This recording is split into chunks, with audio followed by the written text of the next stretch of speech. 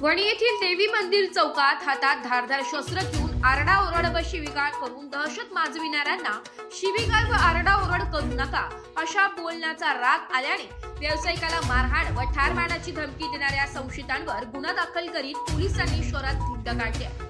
सोमवार दिनांक 8 डिसेंबर रोजी 9:15 वाजेच्या सुमारास कोळीवाडा भागातून तुषार गवे राहणार कोळीवाडा कसबे वणी हातात धारदार शस्त्रे घेऊन त्याच्या सोबत असलेल्या 8 ते 10 जणांनी तसे देवी मंदिराच्या आवारात घुसून शिवीगाळ आरडाओरड करत परिसरात उच्छाद मांडला. या प्रकारामुळे परिसरात भीतीचे वातावरण निर्माण झाले होते.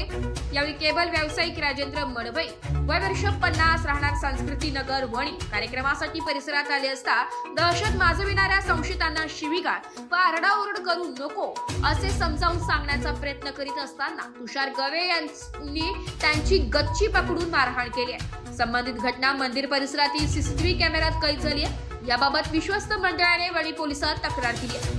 दरम्यान पोलिसांनी तपास करीत तुषार गवे वर्ष 21 राहणार वणी याच्यावर गुन्हा दाखल केलाय.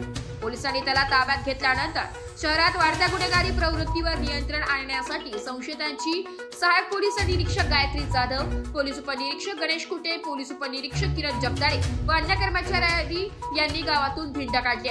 वणी गावात अंमली पदार्थांचे सेवन करून दहशत माजविणाऱ्या तरुणांच्या टोळ्या कार्यरत असून नवख्या व बाहेर गावातील व्यक्तींना एकटे गाठून त्यांच्याकडील पैसे मोबाईल हिसकावून घेऊन मारहाणीचे प्रकार तसेच शालेय व महाविद्यालयीन विद्यार्थिनी तसेच महिलांची छेडछाड करण्याचे प्रकार उघडत आहे.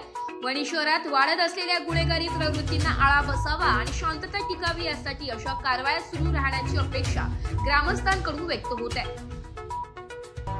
Bureau report, S Marathi news.